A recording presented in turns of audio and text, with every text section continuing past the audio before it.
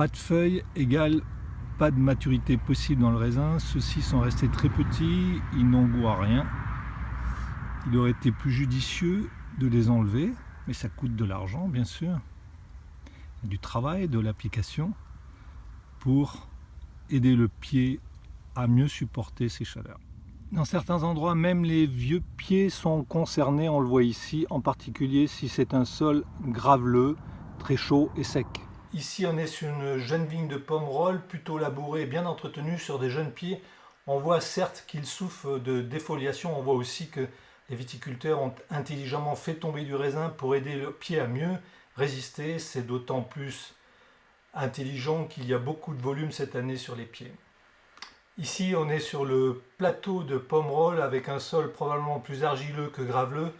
Alors tout d'abord, on voit que même sur les vieilles vignes, le feuillage pleure un peu, se tord, donc ça souffre. Mais ici, le sol est excellemment travaillé, c'est labouré et griffé. Or, tous les jardiniers le savent. Un binage vaut 2 arrosages. Voilà une vigne qui donne beaucoup envie.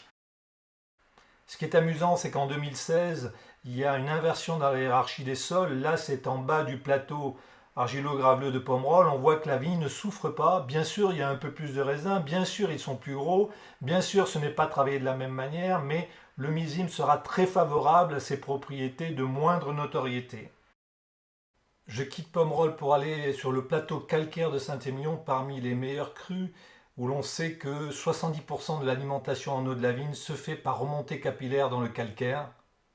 En conclusion, je considère que sur la rive droite, les terroirs calcaires plus que graveleux occupent maintenant la pole position pour réussir parfaitement ce millésime 2016 chaud et sec. Cette année, cette climatologie avantage plus Saint-Émilion que Pomerol. Bien sûr, tout ceci sera à vérifier dans le verre. À bientôt.